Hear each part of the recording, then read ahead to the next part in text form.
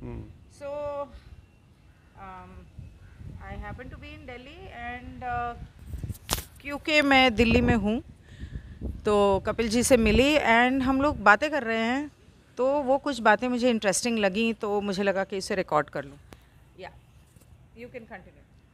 हाँ, तो मैं यही बात हम कर रहे थे गिनी जी से कि मैं कह रहा था कि जो हमारा पूरा पॉलिटिकल स्पेक्ट्रम है वो एक फ्रॉड है। इसमें मैंने कई बार पुराने मेरे आर्टिकल्स भी आपको मिल जाएंगे। पॉलिटिकल स्पेक्ट्रम से हमारा क्या मतलब है?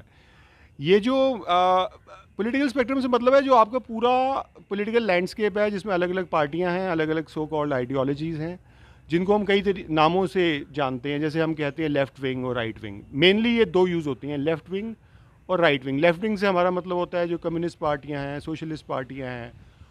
और राइट विंग से हमारा मतलब होता है जो आपकी सो कॉल्ड कंजर्वेटिव पार्टियां हैं। जैसे अमेरिका में भी आप देखोगे यही एक डिवीज़न आपको नज़र आती है कि दो पार्टियां मेन है, एक को कंजर्वेटिव पार्टी कहते हैं, दूसरी जो डेमोक्रेट है वो एक तरह से लेफ्ट लिबरल कहलाती है। वैसे ही आपकी यूनाइटेड किंगडम में है कि आपकी टोरीज़ हैं जो कि कंजर्वेटिव पार्टी है, और दूसरी आपकी लेबर पार्टी है। यही इनके बीच में ही गवर्नमेंट एक की जाती है, दूसरे की गवर्नमेंट आ जाती है। तो यूनाइटेड किंगडम में भी आपने देखा होगा कि लेबर पार्टी को लेफ़्ट कहेंगे हम। लेफ़्ट जो जो एक थोड़ा से left to the political spectrum है, यानी वो कुछ लेबर की बात करेंगे या कुछ सोशलिस्ट उनकी पॉलिसीज़ होंगी। और जो कंजर्वेटिव पार्टी है वो ज़्यादा प्रो कैपिटलिस्ट होगी, प्रो मार्केट टाइप की होगी, क्रिश्चियन वैल्यूज़ की बात करेगी। इंडिया में भी इन्होंने पूरी दुनिया के अंदर पॉलिटिकल स्पेक्ट्रम एक जैसा बना दिया गया है। जो नहीं भी था वो भी बना दिया गया है। जैसे समाज एक बहुत डाइवर्स होता है, लेकिन जब आप पॉलिटिकल स्पेक्ट्रम की बात करते हो तो उसमें यही गिनी चुनी left left wing, right wing, liberal, इस तरह की दो ये तीन। शुरू से बनी है, जब से नहीं अगर हम ये इंडिया की बात करें तो इंडिया जब आज़ाद हुआ जी तो क्या तब से ये था? नहीं, ये सारा पॉलिटिकल स्पेक्ट्रम मैन्युफैक्चर किया जाता है, पूरा मैन्युफैक्चर किया था। ये जो दुनिया का जो इम्पीरियलिज्म है, साम्राज्यवाद है, ये लोग जो साम्राज्यवादी ताकतें हैं, इम्पीरियलिस्ट पावर हैं, ये पूरी दुनिया के जो पॉलिटिकल स्पेक्ट्रम को सेट करती हैं, उसको मैनिपुलेट करती हैं और अपने हिसाब से उसको उसको शेप देती हैं। तो इंडिया में भी धीरे धीरे देखो, अब आप देखोगे इंडिया में रिसेंट ईयर्स में क्या हुआ है कि दो गुट बन गए। एक हो गया यूपीए, एक हो गया एनडीए। तो जो यूपीए है वो कांग्रेस लेड हो गया, जिसको हम left to the UPA political. क्या होता है? UPA United Progressive Alliance, okay. जो कांग्रेस का गठबंधन बना हुआ है, कोalition बना हुआ है, जिसमें कांग्रेस पार्टी है, इसके अलावा लेफ्ट पार्टियां हो गई, और कुछ उसमें आरजेडी जैसी पार्टी हो गई, राष्ट्रीय जनता दल हो गया, कुछ उसमें इसी तरह की और डीएमके हो गई, इस तरह का वो आपके यूपीए में आ गए। और दूसरी तरफ आपका एक राइट विंग कोalition बना हुआ है, गठबंधन बना हुआ है, जो बीजेपी लेड है, जिसमें जो लीडर है वो बीजेपी है, और उसके अंदर आपकी ये सारी पार्टियां आ जाती हैं जो इस समय एनडीए में है। यानी उसमें आप ये रामविलास पासवान की पार्टी हो गई, नीतीश की पार्टी हो गई, और पहले शिवसेना थी, फिर शिवसेना को तोड़ दिया बीजेपी ने, वो अलग हो गई। Why is उसका it called NDA? उसका एक गुट एनडीए में। एनडीए है नेशनल डेमोक्रेटिक अलायंस, जो बीजेपी, जिसका लीडर बीजेपी है, जो 2014 से सत्ता में है भारत में, यानी 11 साल से। तो ये आप देखेंगे जैसा अमेरिका में जो इंपीरियलिस्ट कंट्री है, अमेरिका, यूनाइटेड किंगडम में है, वैसे ही यहाँ पे एक स्प्लिट हो गया लेफ्ट विंग और राइट विंग का। तो लेफ्ट विंग में आप लेफ्ट और लिबरल जिनको हम कह देते हैं भारत में, वो आपकी यूपीए हो गई, और जिसको हम राइट विंग कह देते हैं, दक्षिणपंथी कह देते हैं, वो हो गई आपकी एनडीए, नेशनल डेमोक्रेटिक अलायंस।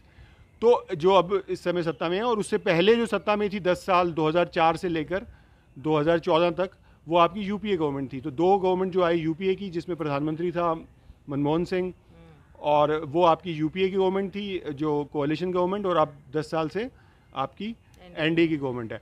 तो आप देखोगे पूरी दुनिया में जो पॉलिटिकल स्पेक्ट्रम है वो सेट किया गया है इंपीरियलिस्ट पावर द्वारा। ये दुनिया की पूरी पॉलिटिकल सिस्टम को कंट्रोल करने का तरीका है पॉलिटिकल स्पेक्ट्रम। तो पॉलिटिकल स्पेक्ट्रम 100% फ्रॉड है। क्यों फ्रॉड है? आपको क्या लगता है कौन कंट्रोल कर रहा है? जो इंपीरियलिस्ट पावर है, अमेरिका हुआ और उसके अलाइज हुए, जो दुनिया पे इस समय दुनिया के मेन गुंडे हैं, जो दुनिया को कंट्रोल कर रहे हैं। हाँ, अमेरिका और उनके यूके और उनके यूरोपियन अलाइज जो हैं। नेटो, अब नेटो मेन मिलिट्री अलायंस है जो दुनिया को कंट्रोल कर रहा है। नेटो का मतलब है America plus UK plus Europe, European union. Europe में से मतलब है मेरा यूरोपियन यूनियन। ये दुनिया के गुंडे हैं, यही हैं जो दुनिया को कंट्रोल कर रहे हैं, यही हैं जो न्यू वर्ल्ड ऑर्डर लेके आ रहे हैं। तो इन्हीं का न्यू वर्ल्ड ऑर्डर है। और जो इनको अपोज करने वाले हैं वो भी इन्हीं के द्वारा कंट्रोल होते हैं। यानी जो हमें दिखाया जाता है, हाँ, जो हमें दिखाया जाता है कि जो अब जैसे ब्रिक्स है, अब ब्रिक्स के बारे में ये कहा जा रहा है कि ब्रिक्स का जो एक वो बना हुआ है, कंट्रीज़ का एक गुट बना हुआ है, जिसमें ब्राज़ील है, रशिया है, इंडिया है, चाइना और साउथ अफ्रीका है, और उसमें अब कुछ और कंट्रीज़ भी ज्वाइन कर रही हैं। अब ब्रिक्स को दिखाया जा रहा है जैसे वो इन गुंडों के खिलाफ है, पर वो इन गुंडों के खिलाफ नहीं है, या वो डॉलर इकोनॉमी के को काउंटर करने के लिए अपनी कोई करेंसी लॉन्च करने वाले हैं, और इसलिए अमेरिकन डॉलर की अगर डोमिनेंस ख़त्म हो गई तो उससे दुनिया इकोनॉमी की तरफ लेकिन ये जो कहानी नैरेटिव आपको बताया जा रहा है कि जैसे ब्रिक्स कंट्रियां जो हैं वो इनको अपोज कर रही हैं, जो अमेरिका और जो नेटो का जो न्यू वर्ल्ड ऑर्डर है उसको, ये बिल्कुल झूठ है।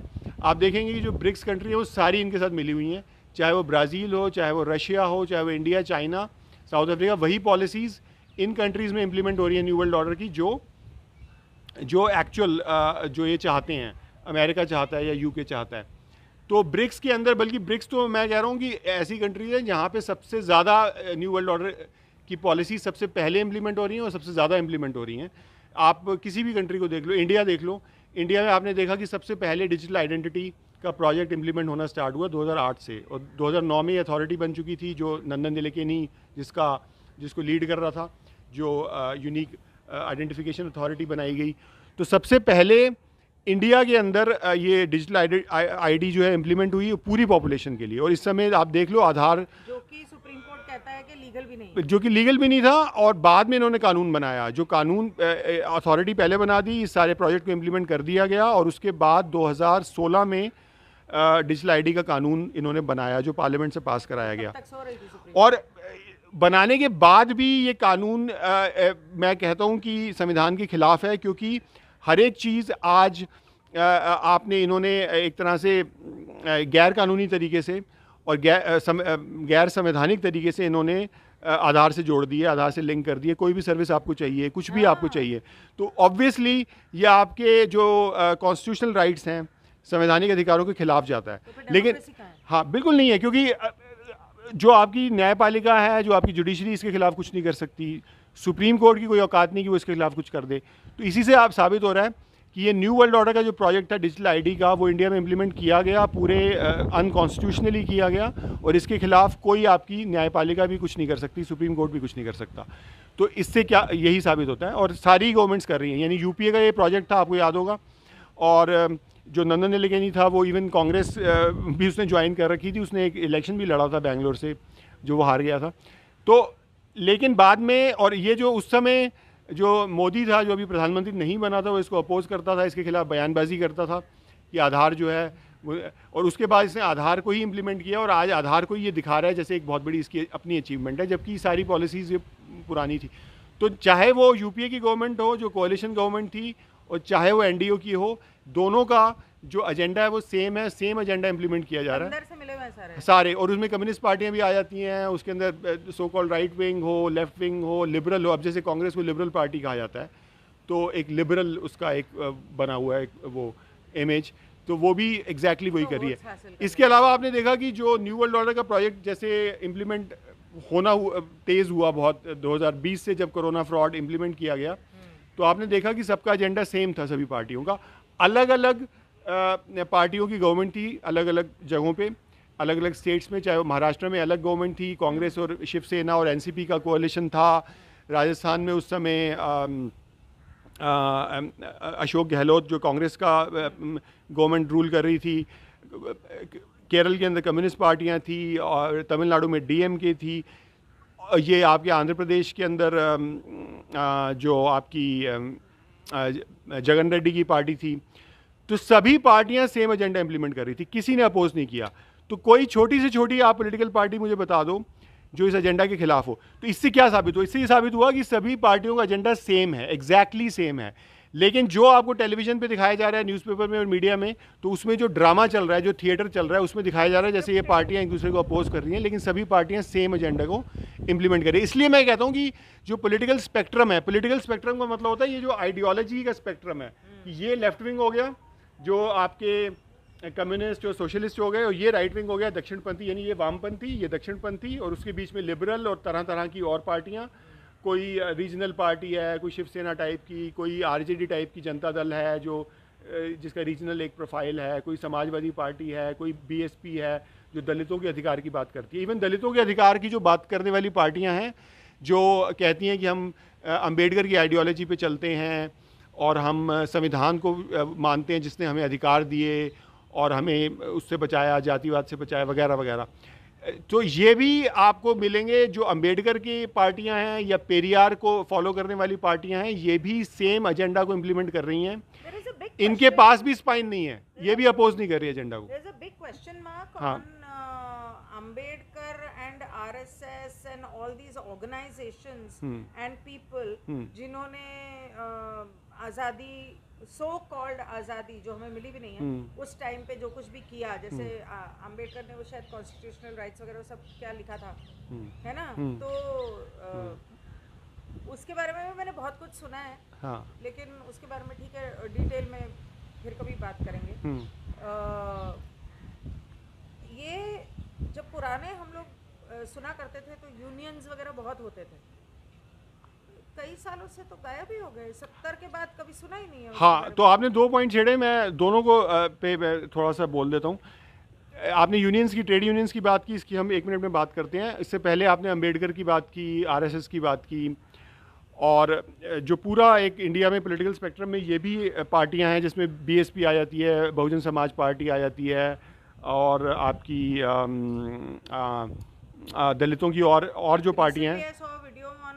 Rabindranath Tagore, how he was पिट्ठू ऑफ द ब्रिटिश, एंड वो जो राष्ट्रगान वगैरह वो लिखा और वो फिर लागू किया गया, उसके अंदर भी पॉलिटिक्स थी। वो ये सब बहुत हाँ।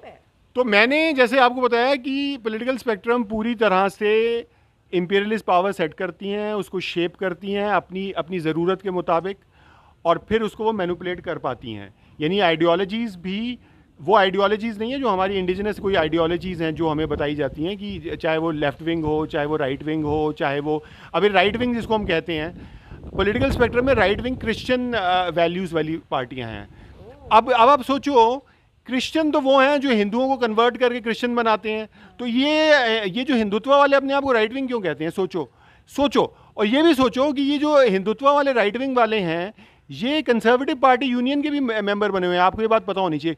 इंडिया में जो कांग्रेस पार्टी है वो अपने आप को लिबरल कहती है, तो वो एक लिबरल पार्टी यूनियन बनी है, इंटरनेशनल यूनियन, उसकी वो मेंबर है, कार्ड कैरिंग मेंबर, यानी कार्ड मिलके उसकी एक्चुअल मेंबर। वैसे ही ये जो बीजेपी वाले हैं ये एक कंजर्वेटिव पार्टी यूनियन के मेंबर हैं। आप सोचो, आप ये हिंदुओं को बेवकूफ़ बना रहे हैं कि हम आपको कन्वर्जन से बचा रहे हैं। ये जो जितने क्रिश्चियन मिशनरीज इंडिया में काम कर रहे हैं और वो हिंदुओं को कन्वर्ट कर रहे हैं, उनसे बचा रहे हैं। और ये खुद जो क्रिश्चियन वैल्यू वाली कंजर्वेटिव पार्टी यूनियन जो बनी हुई है, इंटरनेशनल यूनियन, उसके ये मेंबर बने हुए हैं।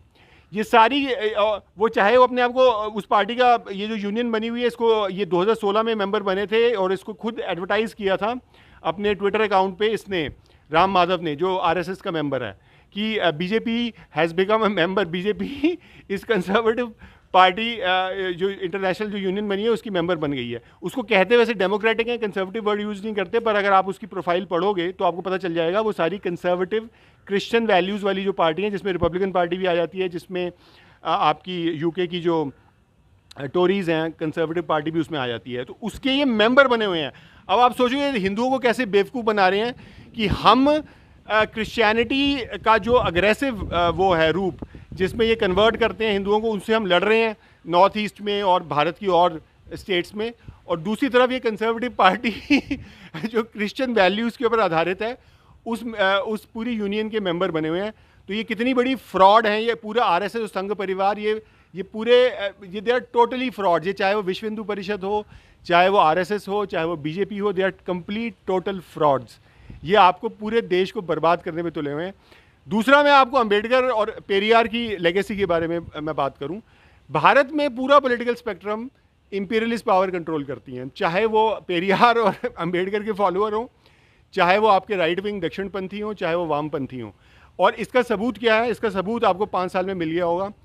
न्यू वर्ल्ड ऑर्डर का एजेंडा ये सभी पार्टियां इंप्लीमेंट कर रही हैं, कोई इसके खिलाफ नहीं है, कोई जनता को अवेयर नहीं कर रहा, कोई इसके खिलाफ मोर्चाबंदी नहीं कर रहा और जनता को उसके खिलाफ नहीं कर रहा, बल्कि ये सारा एजेंडा इंप्लीमेंट किया जा रहा है। इससे क्या साबित हुआ, मैंने आपको नीति आयोग को एग्जांपल कई बार दिया है कि नीति आयोग के अंदर आपके नीति आयोग जो न्यू वर्ल्ड ऑर्डर का सेक्रेटेरिएट है, जो न्यू वर्ल्ड ऑर्डर को इम्प्लीमेंट करने का मेन बैक ऑफिस है इंडिया के अंदर, और जिसकी गवर्निंग बोर्ड में आपको प्रधानमंत्री मिलेगा, भारत का प्रधानमंत्री, और भारत के सारे चीफ मिनिस्टर मिलेंगे। सारे चीफ मिनिस्टर का मतलब है अलग अलग पार्टीज के चीफ मिनिस्टर हो गए, तो सारे एक ही एजेंडा इंप्लीमेंट कर रहे हैं नीति आयोग के थ्रू। तो उसी से आप अंदाज़ा लगा लो कि, और वो सारे हैं। अब आप देख लो, इवन झारखंड में आपकी ट्राइबल चीफ मिनिस्टर है, तो ये ट्राइबल चीफ मिनिस्टर भी कोरोना फ्रॉड को इम्प्लीमेंट कर रहा था, न्यू वर्ल्ड ऑर्डर के एजेंडा को इम्प्लीमेंट कर रहा था। हालांकि इलेक्शन के टाइम उसने थोड़ा सा एक छोटा मोटा बयान दे दिया था कि जो वैक्सीन है उससे बहुत सारी मौतें हो रही हैं, आज जवान लोग मर रहे हैं चलते फिरते, उसने ये बयान दिया। लेकिन ये बयान जो इसके बावजूद वो खुद था जिसने कोरोना वैक्सीन लोगों को ठोकी, ज़बरदस्ती भी ठोकी, और उसके बाद सिर्फ इलेक्शन में थोड़ा प्रचार करने के लिए उसने एक बयानबाजी कर दी।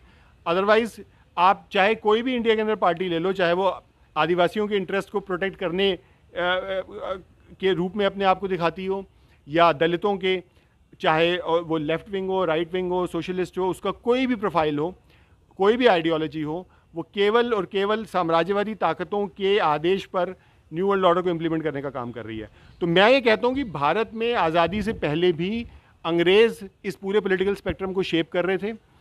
कोई भी मेरा ये मानना है साम्राज्यवाद के खिलाफ कोई भी नहीं था। मैं ये मानता हूँ कि अंबेडकर भी साम्राज्यवाद के खिलाफ नहीं था, इंपीरियलिज्म के खिलाफ नहीं था। पेरियार हो, अंबेडकर हो, आपके ये जो राइट विंग है, ये तो फ्रॉड हैं सारे। ये जो आरएसएस है जो 1925 में बनी थी, जिसको 100 साल हो गए, ये टोटल फ्रॉड हैं, और ये इंपीरियलिज्म के खिलाफ नहीं थे। कम्युनिस्ट पार्टियाँ इंपीरियलिज्म के खिलाफ नहीं थी, साम्राज्यवाद के खिलाफ, उपनिवेशवाद के खिलाफ नहीं थी। जो कांग्रेस थी वो नहीं थी। कांग्रेस के ही लोग थे जो बिठाए गए फिर, जिनको सत्ता मिली, जिसमें नेहरू था। नेहरू फेबियन सोशलिस्ट था। फेबियन पार्टी एक फेबियन सोसाइटी बनी हुई है यूके की, उसका मेंबर था। इसका जो पिताजी थे मोतीलाल नेहरू, वो फ्री मेसन थे। ये भी कांग्रेस का प्रेसिडेंट रह चुका है, मोतीलाल नेहरू भी, और जवाहरलाल नेहरू भी। तो मोतीलाल नेहरू जो था वो आपका फ्री मेसन था। उसका बेटा जो जवाहरलाल नेहरू था वो फेबियन सोशलिस्ट। ये जो फेबियन सोशलिस्ट होते हैं, फेबियन सोसाइटी के जो मेंबर होते हैं, इस समय जो यूके की गवर्नमेंट है, केयर स्टारमर की जो प्राइम मिनिस्टर है, उसमें 43 उसकी गवर्नमेंट के अंदर मेंबर्स हैं जो सारे फेबियन सोसाइटी के मेंबर हैं। फेबियन सोसाइटी का लोगो पता है क्या है? एक भेड़िया जो है वो एक भेड़ की खाल पहन रहा है, ये उसका लोगो है। आप चेक कर सकते हैं विकिपीडिया पे।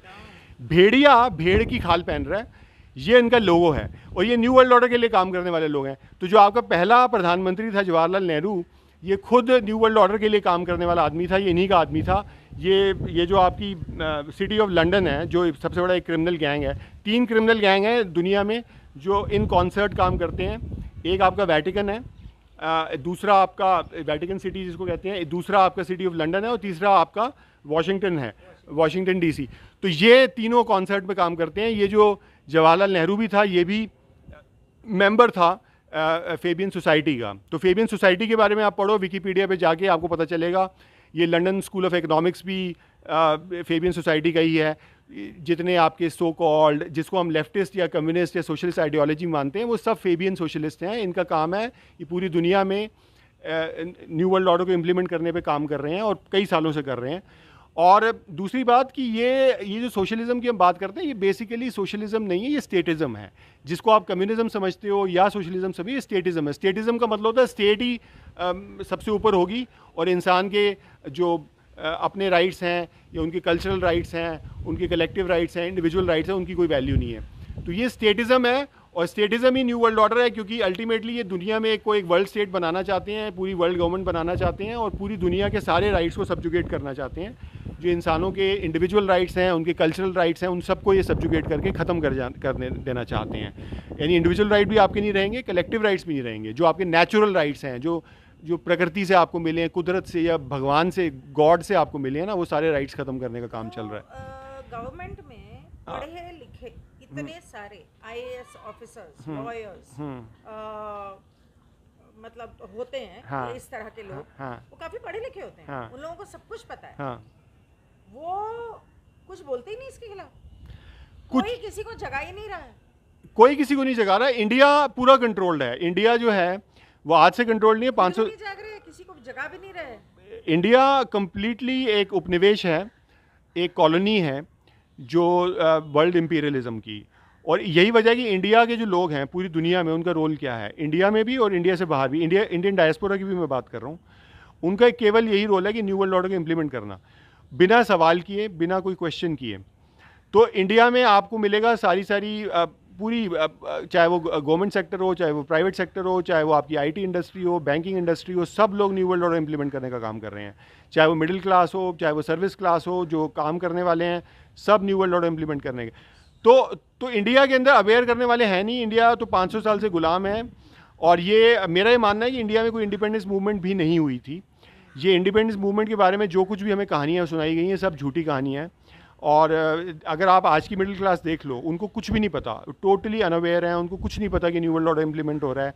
ऐसे ही आप देख लो, एक जनरेशन पहले था, यानी 1947 में। अब हमारे माँ बाप तो अभी भी, वो इतना पुरानी बात नहीं है, हमारे माँ बाप जिंदा हैं। मेरे फादर जो हैं उनकी 85 एज है, तो वो तो पैदा ही 39 में हुए थे जब ये सेकेंड वर्ल्ड वॉर स्टार्ट हुई थी, तो 85-86 उनकी एज है।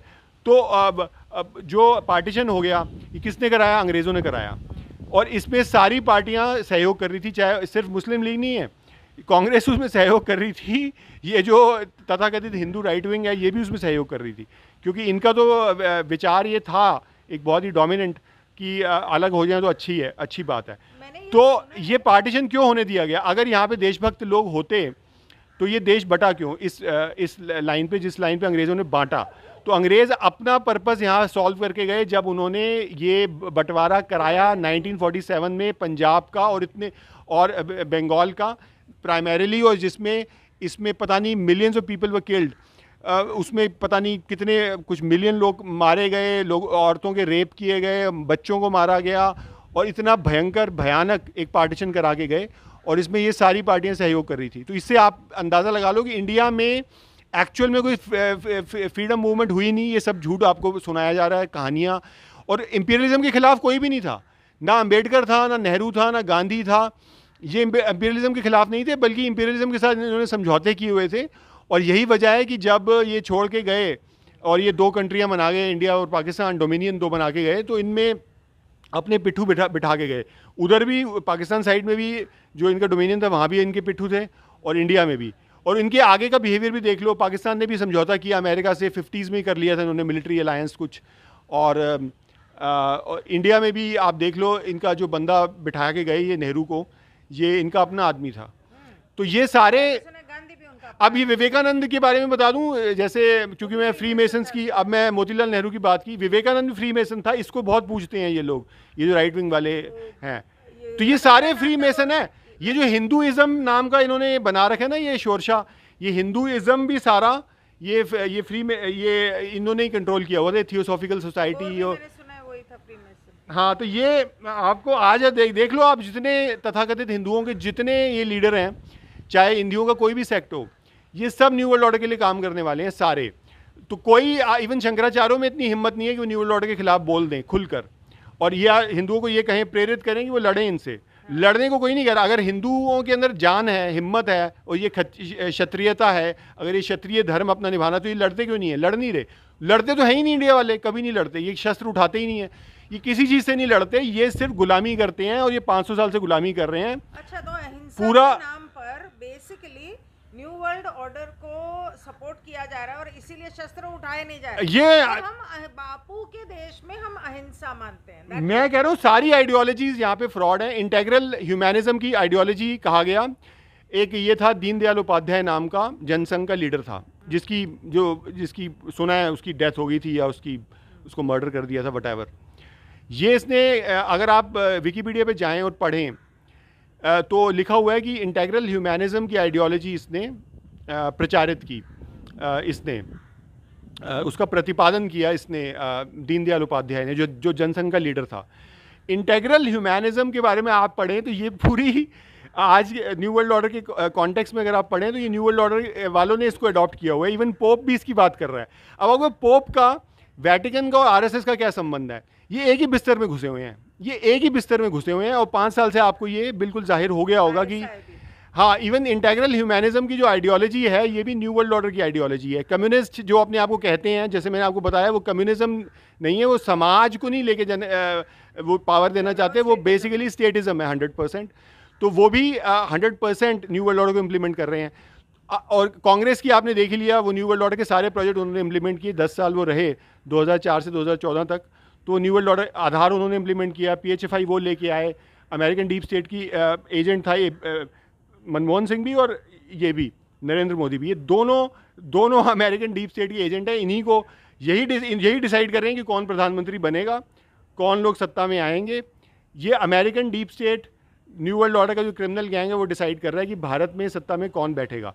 आपने ट्रेड यूनियंस की बात की, मैं ये कह रहा हूँ कि अभी 5 साल से भारत में न्यू वर्ल्ड ऑर्डर इम्प्लीमेंट हो रहा है। कोरोना फ्रॉड आया 2020 में, मार्च 2020 में, कितने लोगों को मार दिया गया, करोड़ों लोग उसमें मर चुके हैं इंडिया में, जो लोगों को पता नहीं है। यानी 2020 में भी जो इन्होंने मारे वो सारे मेडिकल प्रोटोकॉल से मारे। उसके बाद जनवरी 2021 से इन्होंने वैक्सीनेशन स्टार्ट की, तो उसके बाद लोग मरने स्टार्ट हुए, और जिसको इन्होंने दूसरी लहर का नाम दिया। 2021 में जो सो कॉल्ड दूसरी लहर थी वो बेसिकली सारे वैक्सीन डेथ्स थी, और आज तक मर रहे हैं। अभी तक 2025 में हम बैठे हैं, फरवरी में 2025 में, अभी भी डेथ्स हो रही हैं, सडन डेथ्स हो रही हैं यंग लोगों की, बिल्कुल यंग लोगों की डेथ्स हो रही हैं। तो ये सब और प्रोपेगेंडा ये किया जा रहा है कि ये सडन डेथ्स आपके फास्ट फूड से हो रही है। हाँ, ये सब झूठ है। तो मैं आपसे ये कहना चाहता हूँ, मैं ट्रेड यूनियंस की बात छेड़ी गिनी जी ने, मैं ये कहना चाहूँगा भारत की यंग लोगों को ये पता होना चाहिए कि भारत की जितने पब्लिक सेक्टर के एम्प्लॉयज़ हैं, चाहे वो सेंट्रल गवर्नमेंट के हों चाहे स्टेट गवर्नमेंट के, सब यूनियनाइज्ड हैं, सबकी यूनियंस बनी हुई हैं, ट्रेड यूनियंस बनी हुई हैं। अगर आप सेंट्रल गवर्नमेंट के लिए काम करते हैं या स्टेट गवर्नमेंट के लिए काम करते हैं, किसी भी डिपार्टमेंट, एजुकेशन डिपार्टमेंट में आप काम करते हैं, आप बैंकिंग में हैं, आप रेलवेज़ में हैं, किसी भी ट्रांसपोर्ट में हैं, किसी भी डिपार्टमेंट में आप काम करते हैं, तो आपकी ट्रेड यूनियन बनी होंगी। अब इन ट्रेड यूनियन ने वैक्सीनेशन के खिलाफ लड़ाई क्यों नहीं लड़ी, इसका ये सवाल किसी ने नहीं किया, मैं ये सवाल कर रहा हूँ। तो जब आपको वैक्सीन मैंडेट भेजे गए, गवर्नमेंट की तरफ से आदेश आए कि गवर्नमेंट एम्प्लॉयज़ अपने ऑफिस में एंटर नहीं कर सकते जब तक कि वो वैक्सीन का सर्टिफिकेट नहीं दिखाते, जब तक कि वो वैक्सीनेशन नहीं करवाते, तो उसी समय ट्रेड यूनियंस को कोर्ट में जाना चाहिए था, क्योंकि ये आपके मौलिक अधिकार का हनन है। क्यों नहीं गई? रिक्शा टैक्सी के यूनियन भी हैं दिल्ली बॉम्बे में। बिल्कुल। और जब मैंने टैक्सी वाले से बात की तो उन्होंने बोला कि मैंने बोला तुम्हारा यूनियन लीडर जो है, हाँ, वो क्यों नहीं इसके खिलाफ बोलता वो कुछ नहीं बोलता, वो तो बोलता है जाके लगवाओ। हाँ, मैं ये कहता हूँ जितनी ट्रेड यूनियन है पॉलिटिकल पार्टियां कंट्रोल कर रही हैं। सबसे बड़ी जो पब्लिक सेक्टर ट्रेड यूनियन है, या तो वो communist party of India Marxist control करती है, या वो भारतीय मजदूर संघ है जो आरएसएस का है, या कांग्रेस की भी एक बनी हुई है जिसको शायद इंटुक कहते हैं, इंटुक। तो कांग्रेस की भी ट्रेड यूनियन। तो पब्लिक सेक्टर की ट्रेड यूनियन का काम था कि वो इसको अपोज करती, वो ये कहती कि हमें इस बात से मतलब नहीं कि अगर वो इस बात में नहीं घुसना चाहती कि वैक्सीन हार्मफुल हैं, कोरोना फ्रॉड है, वैक्सीन जो है वो लोगों को मारेंगी, जहरीली हैं, तो भी वो इसको अपोज करना चाहिए था, क्योंकि आपको इलीगल अनकॉन्स्टिट्यूशनल ऑर्डर आ रहा है गवर्नमेंट की तरफ से कि आप नहीं लगाओगे तो आप ऑफिस में एंटर नहीं कर सकते। तो ये सारी ट्रेड यूनियन को जाना चाहिए था कोर्ट में, ये क्यों नहीं गई? पिटीशन इनको डालनी चाहिए थी। इंडिविजुअल एम्प्लॉय को जानने का मतलब नहीं था। इंडिविजुअल एम्प्लॉय अगर कोर्ट में जा रहा है, हाई कोर्ट में या सुप्रीम कोर्ट में, उसका क्या फ़ायदा है? समाज को क्या फ़ायदा है? जब कलेक्टिव सूट्स होंगे, लॉ सूट्स होंगे, यानी आपकी पब्लिक इंटरेस्ट लिटिगेशन होगी, PIL, तब पूरे समाज को फ़ायदा होगा, और कोई जजमेंट आएगी हायर जुडिशरी से, हाई कोर्ट से या सुप्रीम कोर्ट, तब तो फ़ायदा है। तो जो PIL डालने का काम था वो ट्रेड यूनियन का काम था, क्यों नहीं डाली गई? आपको किसी एम वेम की ज़रूरत नहीं। जो बॉम्बे में ये गैंग बना के बैठे हैं, ये एम वेम जो बातें करते रहते हैं, हमने ये कर दिया, इन्होंने कुछ नहीं किया, ये लोगों को बेवकूफ़ बना रहे हैं। लेकिन मैं कहता हूँ कि जो पिटीशन डालने का काम था वो इन ट्रेड यूनियंस को करना चाहिए था। आज भी जो अपार ID बनाई जा रही है ज़बरदस्ती, और मैंडेट आ रहे हैं, गवर्नमेंट की तरफ से आदेश आ रहे हैं कि सब लोगों की 100% आप अपार ID बनाओ, तो इस समय जो आपके स्कूल वाले हैं, कॉलेज वाले हैं, यूनिवर्सिटी में काम करने वाले हैं, टीचर्स हैं, स्टाफ है, उनको अपोज करना चाहिए कि हम नहीं करेंगे, नहीं करेंगे, नहीं करेंगे। किसी की ज़रूरत है कुछ करके दिखा दें हमारा, उनको ये कहना चाहिए। वो ऑर्डर्स को इम्प्लीमेंट क्यों कर रहे हैं? तो पूरा न्यू वर्ल्ड ऑर्डर को इम्प्लीमेंट करने का काम भारत के लोग खुद कर रहे हैं, हम जैसे और आप जैसे लोग। हमारे जैसे, हमारे ही कोई बीवी होगी या हस्बैंड होगा या भाई या बच्चा होगा जो स्कूल में पढ़ाता होगा या बैंक में काम करता होगा, वो सारे ऑर्डर्स को इम्प्लीमेंट क्यों कर रहे हैं? या स्कूल का प्रिंसिपल होगा। तो सरकारी जो आपके एम्प्लॉयज़ हैं, उनके पास यूनियंस हैं, यूनियंस का काम है कि वो उनके इंटरेस्ट को प्रोटेक्ट करें, वैक्सीनेशन के खिलाफ भी अपनी मोर्चाबंदी करें, अपार आईडी के खिलाफ भी मोर्चाबंदी करें, वो नहीं कर रहे, वो अपनी ड्यूटी नहीं निभा। स्कूलों में जो जबरदस्ती लड़कियों को कैंसर के वैक्सीन लगाए जा रहे हैं, उसका क्या?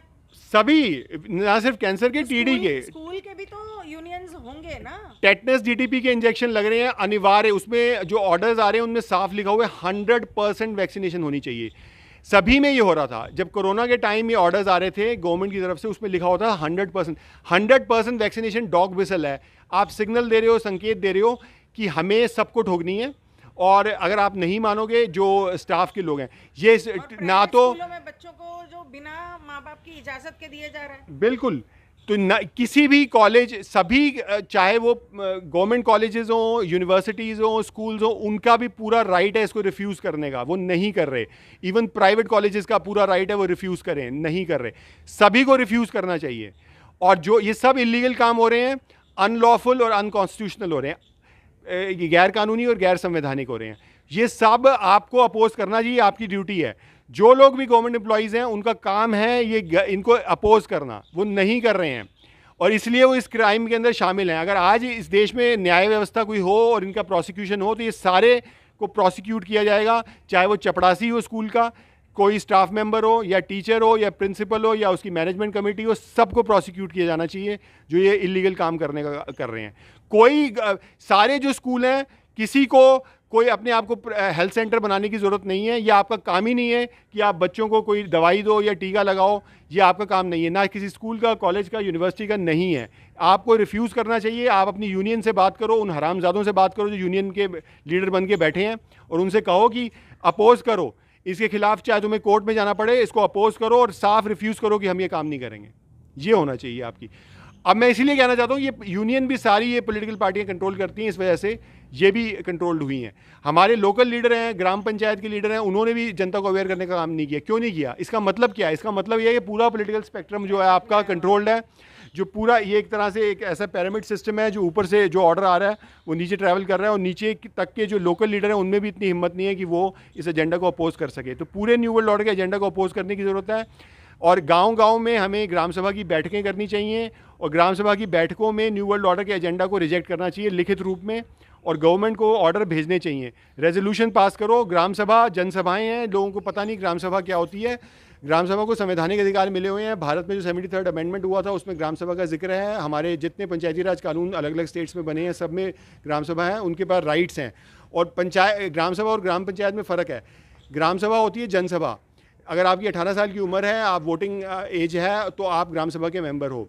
और पंचायत वो होती है जिसे हम इलेक्ट करते हैं। तो पंचायत तो करप्ट हो जाती है, लेकिन ग्राम सभा करप्ट नहीं हो सकती। ग्राम सभा ही है जो पंचायत को चुनती है, ग्राम सभा ही म्यूनिसिपैलिटी को चुनती है एक तरह से, क्योंकि अगर हम उसके इक्विवेलेंट मान लें अर्बन एरियाज़ में, ग्राम सभा ही विधानसभा चुनती है, ग्राम सभा ही लोकसभा चुनती है। तो ग्राम सभा सबसे ऊपर है। डेमोक्रेसी इसलिए ये है कि ग्राम सभा की बात मानी जाए, जनता की बात मानी जाए, ना कि इन लोगों की जो हमारे नौकर हैं, जिनको हम इलेक्ट करते हैं, पंचायत में भेजते हैं या विधानसभा में भेजते हैं या लोकसभा में भेजते हैं। तो हमें न्यू वर्ल्ड ऑर्डर के एजेंडा को रिजेक्ट करना है, क्योंकि इसका ये हम सबको मारेगा, ये डिपॉपुलेशन का एजेंडा है, ये प्रकृति से हमारे सारे संबंध को तोड़ेगा और हमें गुलाम बनाएगा। इसलिए हमें इसको अपोज करना है, इस पूरे एजेंडा को, चाहे वो हेल्थ से रिलेटेड हो, चाहे वो टेक्नोलॉजी से रिलेटेड हो, आर्टिफिशियल इंटेलिजेंस वगैरह से और डिजिटल आईडी वगैरह से, चाहे वो आपका ये क्लाइमेट चेंज का जो फ्रॉड चल रहा है, ये पूरी तरह से फ्रॉड है। ये पर्यावरण को बचा नहीं रहे हैं, ये पर्यावरण को ख़त्म कर रहे हैं और पूरी दुनिया के संसाधनों पे कब्जा कर रहे हैं, जंगलों पे, जल जंगल ज़मीन सब पे कब्जा कर रहे हैं। तो इसको भी हमें अपोज करना है। तो ये हमारा होना चाहिए। डेमोक्रेसी को ज़िंदा रखना है तो अपनी पावर को रियलाइज़ करो, गवर्नमेंट के सारे आदेशों का पालन करने से इनकार करो जो भी आपके राइट्स को कुचल रहे हैं। Thank you. टैक्स अगर आप चाहें, जो आपकी गवर्नमेंट है वो क्रिमिनल हो चुकी है, वो पूरा new world order criminal gang के आदेशों के तहत काम कर रही है। नीति आयोग जो बना रखा है, ये उसकी सेक्रेटेरिएट है न्यू वर्ल्ड ऑर्डर की, जो सारी जो फ्रॉड पॉलिसीज़ हैं न्यू वर्ल्ड ऑर्डर की उसको इम्प्लीमेंट कर रहा है। तो आपको देश में रहने के लिए पैसे क्यों देने पड़ते हैं? खरीदो तो पैसा, बेचो तो पैसा, खाओ तो पैसा, कमाओ तो पैसा। बिल्कुल। और अभी एक नई टैक्स की लेयर जो बन रही है एक तरह से, वो है आपका सारा जो कार्बन रिलेटेड इकोनॉमी ये बना रहे हैं, जो एक फ्रॉड साइंस पे आधारित है, जो ये कह रहे हैं कि दुनिया में क्लाइमेट चेंज हो रहा है। कोई क्लाइमेट चेंज नहीं हो रहा। इसका कार्बन से किसी तरह का कोई संबंध नहीं है। कार्बन डाइऑक्साइड एक ट्रेस गैस है जो हमारे एटमॉस्फेयर में होती है, इससे टेम्परेचर पे कोई फर्क नहीं पड़ता। आप देख सकते हैं कि जिसको ये क्लाइमेट चेंज या ग्लोबल वार्मिंग कह रही हैं, ये सारी जियो इंजीनियरिंग है। ये जो शहरों में पूरा ये स्मॉग की चादर बिछाई जाती है ऊपर केमट्रेलिंग करके और इस तरीक़ों से, और इसके अलावा और भी टेक्नोलॉजी यूज़ करते हैं, ईएमएफ यूज़ करते हैं, इलेक्ट्रोमैग्नेटिक फ्रीक्वेंसीज यूज़ करते हैं, हार्प जैसी टेक्नोलॉजीज यूज़ कर रहे हैं। और जितनी प्राकृतिक सो कॉल्ड प्राकृतिक आपदाएं हैं ये सारी लेके आ रहे हैं, कृत्रिम आपदाएं हैं, आर्टिफिशियली ये इंड्यूस कर रहे हैं जो बड़ी बड़ी। लोगों को विश्वास नहीं होता, लोगों को ये समझ में नहीं आता, लोगों को लगता है कि पोल्यूशन हो गई है, इतनी गाड़ियां बढ़ गई हैं, इतनी सड़कें बढ़ गई हैं, इंफ्रास्ट्रक्चर बढ़ गया है। लोग जो शहरों से बाहर निकले, आप मुंबई से अगर आप बाहर नहीं जाओगे, दिल्ली एनसीआर से बाहर नहीं जाओगे, आपको पता ही नहीं चलेगा। आप सोचोगे हाँ ये तो आबादी तो बहुत होगी, क्योंकि आपको मार्केट में इतने सारे लोग नज़र आते हैं, तो आपको बड़ी आबादी होगी। इंडिया की जो पॉपुलेशन के स्टैटिस्टिक्स भी झूठे हैं, मैं आपको बता रहा हूँ। ये जो आपको बता रहे हैं ना 140 करोड़ आबादी है, बिल्कुल नहीं है। इन्होंने, अगर आप ये देखोगे, अब फिर आप कहोगे कि फिर इलेक्टोरल रोल्स में तो इतनी हैं, आप कहोगे आधार कार्ड भी बने हैं इतने सारे। अरे आधार कार्ड का ज़्यादातर डेटा झूठा है, मैं बता रहा हूँ आपको। आधार कार्ड इन्होंने बहुत सारे फर्जी बना रखे हैं, और इवन आपको वोटिंग का भी डेटा बहुत सारा झूठा मिलेगा, जिसमें ये क्योंकि वोटिंग के अंदर भी मैनिपुलेशन होती है, इलेक्शन में वोटिंग में भी मैनिपुलेशन होती है, उसमें भी झूठे होते हैं।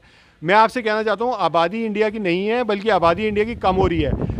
दुनिया में अब चिंता इस बात की होनी चाहिए कि जो डिपॉपुलेशन का काम चल रहा है, और इतने लोग कोरोना में भी ये करोड़ों लोगों को मार चुके हैं, और इसके अलावा जो हमारे इनफर्टिलिटी को प्रमोट किया जा रहा है, यानी जो दवाइयाँ आपको दी जा रही हैं, वैक्सीन्स दी जा रही हैं, जो यंग लोग की फर्टिलिटी तबाह हो रही है, मर्द जो हैं वो नपुंसक हो रहे हैं, औरतें बांझ बन रही हैं, उनके बच्चे नहीं होंगे आगे। तो ये, और इसके अलावा ट्रांसजेंडरिज्म को बढ़ावा दिया जा रहा है, LGBTQ को बढ़ावा दिया जा रहा है, तो बच्चे तो होंगे नहीं। आपको चिंता ये होनी चाहिए कि इंडिया की आबादी कलैप्स हो जाएगी, इस बात की चिंता होनी चाहिए, ना कि इस बात की कि हम ओवर पॉपुलेटेड हैं। ओवर पॉपुलेटेड का तो ये पूरा प्रोपेगेंडा है, झूठा प्रोपेगेंडा है।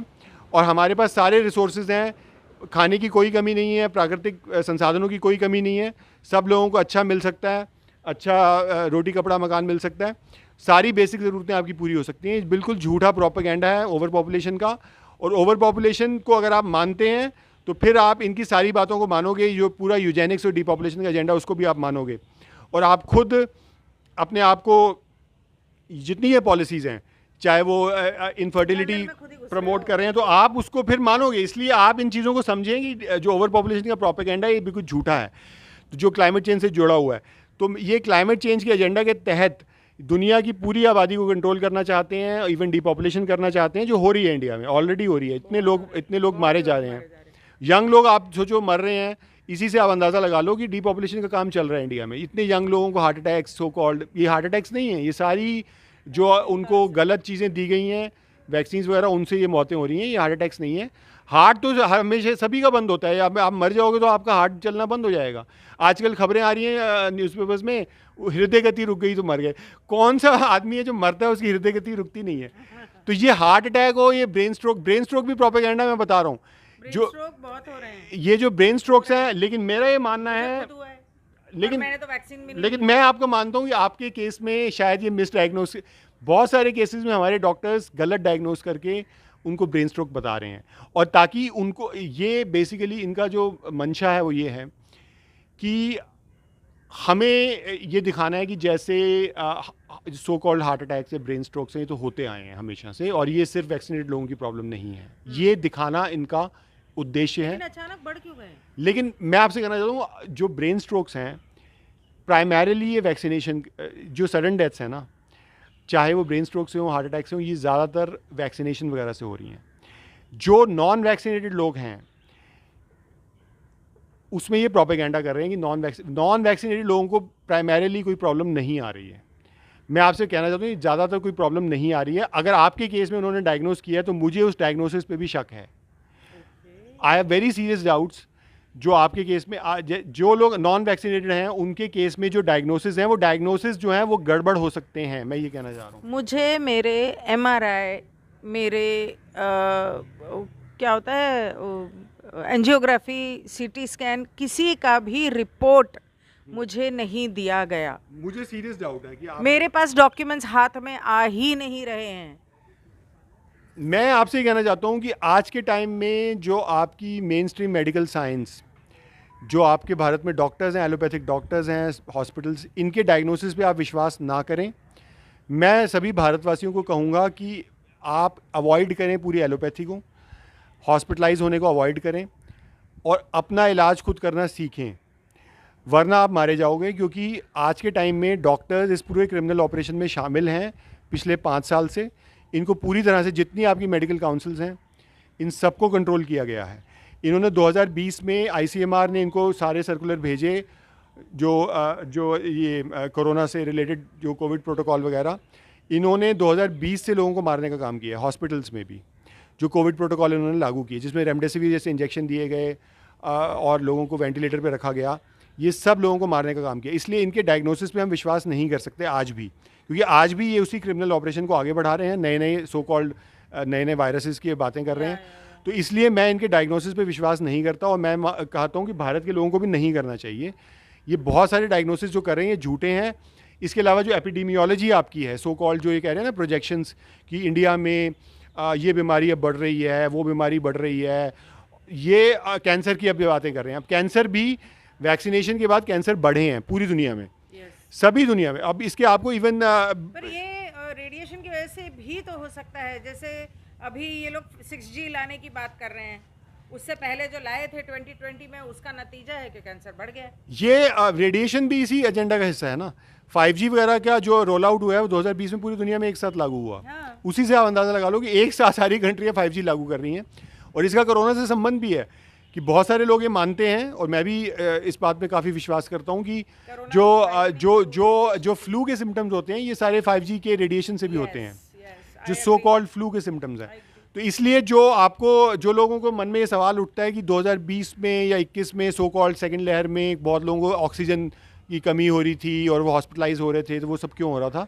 हो सकता है इन्होंने 5G का रेडिएशन बढ़ाया उस समय, लेकिन 2021 में उन्होंने बढ़ाया था। और 2021 में ये भी मैं आपको बता दूं कि ये जो जनवरी से वैक्सीनेशन स्टार्ट हो गई थी, तो जिसको सेकेंड लहर कह रहे थे ना, ये जो आई थी अराउंड मार्च आई थी, मार्च 2021 में, वो सारा उसमें वैक्सीनेशन का असर था। नहीं, मैं ये कहना चाह रही थी कि आप कह रहे थे ना शायद 5G का, शायद नहीं है, क्योंकि एक हमारे ग्रुप में एक लेडी है, उन्होंने एक बार कहीं कुछ रोड ब्लॉक लगाया था पुलिस ने।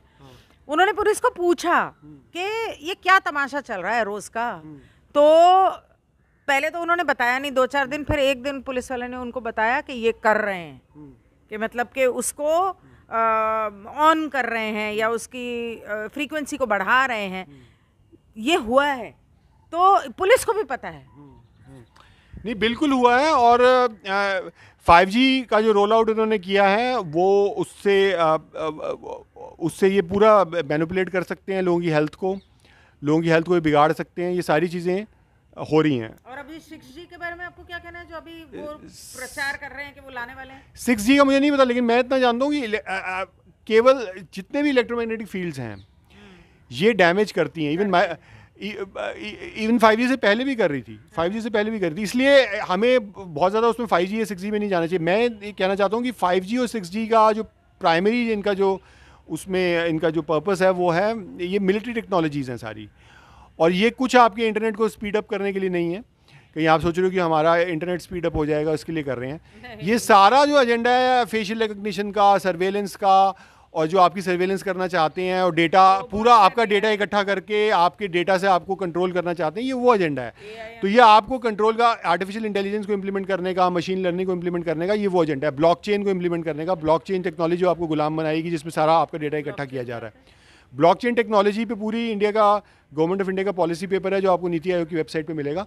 तो ब्लॉकचेन टेक्नोलॉजी में सारा डेटा स्टोर किया जाएगा, जो लोगों का डेटा सारा कंसोलिडेट किया जा रहा है, इकट्ठा किया जा रहा है, वो आधार से लिंक करके वो सारा ब्लॉकचेन पे रहेगा। बच्चों का जो अपार आईडी से डेटा इकट्ठा करेंगे वो ब्लॉकचेन पे रहेगा। उसके बाद स्मार्ट कॉन्ट्रैक्ट्स होंगे आपके जीवन को नियंत्रित करने के लिए। तो ब्लॉकचेन टेक्नोलॉजी आपको गुलाम बनाने के लिए, ये आपकी डेटा को स्टोर करने की टेक्नोलॉजी है, जो फेवर्ड टेक्नोलॉजी है इनकी। यही बिटकॉइन की टेक्नोलॉजी थी। तो बिटकॉइन की जो और CBDC की जो टेक्नोलॉजी भी ये ब्लॉकचेन है, यानी ब्लॉकचेन से लिंक होगा, जो सारा डेटा से आपको कंट्रोल करेंगे। सोशल क्रेडिट सिस्टम होगा, कार्बन क्रेडिट सिस्टम होगा, ये सारा आपका डेटा ब्लॉकचेन पे रहेगा, तो उससे आपको कंट्रोल किया जाएगा। तो ये इसके लिए ये 5G को रोल आउट कर रहे हैं, ना कि आपके इंटरनेट को स्पीड अप कर। तो ये आपको बातें सारी हमें समझनी पड़ेंगी। ट्रेड यूनियन के रोल के बारे में मैंने आपको बता ही दिया कि ट्रेड यूनियन सारी आपकी कंट्रोल्ड हैं। कोई कुछ नहीं कर रहा, कोई इसको अपोज नहीं कर रहा। और भारत के जो लोग हैं पूरी वर्किंग, ट्रेड यूनियन से मेंबर्स को सवाल करने की जरूरत है ना कि ये सब क्यों हो रहा है और क्या हो रहा है। बिल्कुल, ये आम आदमी का काम है। नहीं, अगर वो ट्रेड यूनियन का लीडर मानता है तो निकालो उसको, आप अगर स्कूल टीचर हैं तो आपको इंडिविजुअली पिटिशन क्यों फाइल करनी पड़ी कोर्ट में? जा आपको अपने ट्रेड यूनियन वालों से बात करनी थी 2021 में, जब आपको मैंडेट आ रहा था। तो ये कह रहे हैं ना, ये स्कूल वाला कोई टीचर है, मान लिया वेस्ट बंगाल में, वो जा रहा है कोर्ट में कि उसको आ रहा है जी, ऑर्डर आ रहा है कि आप स्कूल आ ही नहीं सकते। जब प्राइवेट कंपनीज के भी यूनियंस होते हैं, प्राइवेट कंपनियों में भी हैं, जैसे जो पुरानी हमारी इंडस्ट्रीज़ हैं, जैसे अब टाटाज हुई और बिरलाज हुई, टाटाज बिरलाज, इनकी यूनियंस थी। आपके मुंबई में आपको पता है कितना ट्रेड यूनियन की मूवमेंट थी। टेक्सटाइल मिल्स थी जो अब ख़त्म हो गई, 90s में सारी प्राइवेटाइज हो गई, उनके लैंड वगैरह बेच दिए बिल्डर्स को। हाँ, तो एक टाइम था कि यूनियन इतनी स्ट्रांग थी आपकी मुंबई में, बड़ी बड़ी स्ट्राइक्स होती थी 70s में। और तो ये यूनियन धीरे धीरे ख़त्म कर दी गई। पब्लिक सेक्टर से भी आज यूनियन एक तरह से पूरी तरह से नपुंसक हो चुकी हैं और कुछ नहीं करती, जो गवर्नमेंट की पॉलिसीज़ को अपोज करना चाहिए। इवन जो कम्युनिस्ट हैं, जो जिनकी पूरी पॉलिटिक्स ही ट्रेड यूनियनिज्म पे आधारित है, वो भी आज फ्रॉड हो चुके हैं और वो सारी न्यू वर्ल्ड ऑर्डर को इम्प्लीमेंट कर रहे हैं। केरल के अंदर, केरल बहुत अच्छा एग्जांपल है, केरल में सारी न्यू वर्ल्ड ऑर्डर की पॉलिसीज़ को इम्प्लीमेंट किया जा रहा है। तो इसी से आपको पता चला प्राइवेट सेक्टर में, कर्नाटका में तो और तमिलनाडु, ये साउथ में बहुत ज़्यादा इसको इम्प्लीमेंट करते हैं, सबसे पहले करते हैं। भारत देश में जहाँ पर भी कुछ शुरू होना होता है पहले साउथ में शुरू होता है। साउथ जो है वो न्यू वर्ल्ड ऑर्डर में के मामले में नॉर्थ इंडिया से बहुत ज़्यादा हद तक गुलाम है। वहाँ पे किसी तरह की कोई ऑपोजिशन नहीं है, किसी तरह का कोई रेजिस्टेंस नहीं है। पूरा तमिल क्रिश्चियनिटी बहुत हद तक, क्रिश्चियनिटी, क्रिश्चियन ग्रुप्स का, क्रिश्चियन कन्वर्जन का भी इसमें बहुत बड़ा हाथ है। और जो आपका तमिलनाडु हुआ, मैंने सुना था पंजाब में भी क्रिश्चियनिटी बहुत बढ़ रही है। हाँ, पंजाब में भी कन्वर्जन का काम बहुत बढ़ रहा है। और आप ये देख लो कि ये जो आरएसएस वाले हैं, ये कन्वर्जन से नहीं बचा रहे आपको। कैसे जाते हैं और आरएसएस वाले नहीं बचाते हैं? आरएसएस वाले तो मिले हुए हैं इनके साथ, जैसे मैंने आपको बताया, ये तो पोप के साथ भी मिले हुए हैं। जो ये आपकी कंजर्वेटिव पार्टीज़ हैं सारी, उनके साथ भी मिले हुए हैं। जैसे मैंने आपको एग्जांपल दे दिया कि जो आपकी अमेरिका की कंजर्वेटिव पार्टी है, इन्होंने जब ये आया, बुश आया, बुश जूनियर जब आया था ना, 9/11 हुआ, यानी बुश 2000 में आ गया था। बुश जब आया तो इन्होंने बहुत ज़बरदस्त फंडिंग, बिलियंस की इन्होंने फंडिंग की। अमेरिकन फेडरल गवर्नमेंट ने इनकी जितने कंजर्वेटिव जितने आपके क्रिश्चियन मिशनरी ऑर्गेनाइजेशंस हैं जो इंडिया में भी काम कर रही थी, वो कन्वर्ट करने का काम कर रही थी, इन्होंने बहुत फंडिंग उनकी बढ़ा दी। और उनके साथ इनके बहुत गहरे संबंध हैं उसी पार्टी के, यानी जो कंजर्वेटिव पार्टी यूनियन के मेंबर हैं या बीजेपी वाले। तो उस समय आर्टिकल भी छपे थे। एक आर्टिकल उसमें छपा था तहलका में, 2004 में ये आर्टिकल छपा था, जिसमें पूरा बहुत ही लंबा इन्वेस्टिगेटिव आर्टिकल था। हालांकि तहलका इस तरह के आर्टिकल नहीं छापती है, क्योंकि लेकिन तहलका वालों ने भी एक बहुत बड़ी आर्टिकल छापा था कि बुश ने किस तरीके से फंडिंग को बढ़ाया और सारे मिशनरी ऑर्गेनाइजेशन इंडिया में एक्टिव हो गई। उस समय आपको याद होगा कि ये जो आंध्र प्रदेश था तब यूनाइटेड था, तो अभी तेलंगाना बना नहीं था। तो उस समय कांग्रेस का चीफ मिनिस्टर था वहाँ पे, जगन रेड्डी का जो बाप है, YSR रेड्डी, वो भी क्रिश्चियन था। हाँ, क्रिश्चियन है वो। उसका जो दामाद था, अनिल कुमार उसका नाम है, वो भी क्रिश्चियन मिशनरी था जो आंध्र प्रदेश में एक्टिव था। तो उन्होंने कन्वर्जन बहुत तगड़ी की उस समय आंध्र प्रदेश। समझ में नहीं आती, लोग बोलते हैं आम जनता कन्वर्ट होती क्यों है?